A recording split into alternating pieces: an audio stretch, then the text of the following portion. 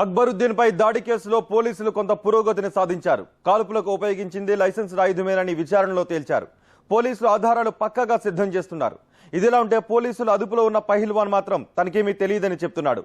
ఆవేశంలో కొందరు తీసుకున్న నిర్ణయంతో తనకు సంబంధం లేదని, అసలు తన దాడి సమయంలో ఆ ప్రాంతంలో లేనని పోలీసులతో చెప్పినట్లు తెలుస్తోంది.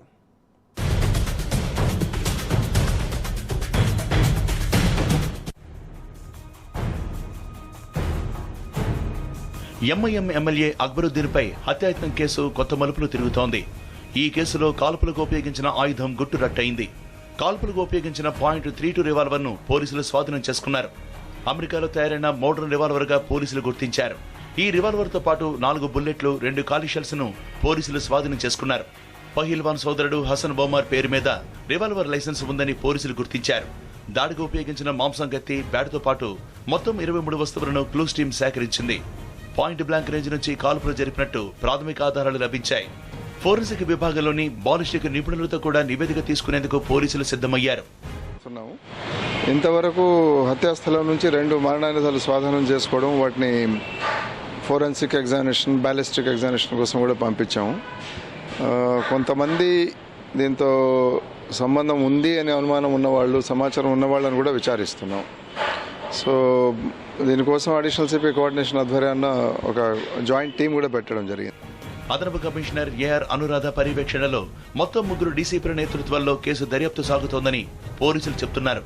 చాంద్రాయణగుట్ట పోలీసుల నుంచి కేసును సీసీఎస్ కు ఇప్పటికే అప్పగించారు.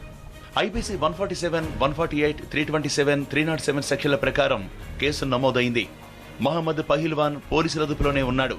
హత్యాయత్నంలో పాల్గొన్న నిందితుల్లో ఇబ్రహీం అక్కడికక్కడే చనిపోగా మరో 2 తీవ్రంగా గాయపడి ఆసుపత్రిలో చికిత్స పొందుతున్నారు. నిందితులంతా మహమ్మద్ పహిల్వాన్ కుటుంబ సభ్యులే. ఆఫీసర్లో ఈ దాడికి పాల్పడ్డారా లేక పథకం ప్రకారమే హత్యాయత్నం చేశారా అన్న విషయంపై దర్యాప్తు సాగుతోందని కమిషనర్ అంటున్నారు. ఇప్పుడే జరిగిందా లేకపోతే ముందు కొంచెం ప్రీ ప్లానింగ్ ఉందా అన్నది కూడా చేస్తున్నాము. ఇంత పక్కాగా ఆధారాలతో పాటు దొరికిపోయిన పహిల్వాన్ మాత్రం తనకేమీ తెలియదని పోలీసుల విచారణలో చెప్పినట్టు తెలుస్తోంది. దాడి జరిగిన సమయంలో తానసలు ఆ ప్రాంతంలోనే లేనని, దాడి విషయం తనకు తెలియదని సీసీఎస్ పోలీసులకు చెప్తున్నాడు. ఎంఐఎంతో విభేదాలున్నమాట నిజమేనని, అయితే దాడి మాత్రం తాను చేయలేదని చెప్పుకొస్తున్నాడు. అక్బర్ మనుషులే ముందు దాడి చేస్తే ప్రతిఘటించే క్రమంలో తన కుటుంబ సభ్యులు దాడి చేస్తుంటారని చెప్పుకొస్తున్నాడు. ఈ వాదోపవాదాల్లో ఏది నిజమో పోలీసుల దర్యాప్తులో తేలాల్సి ఉంది.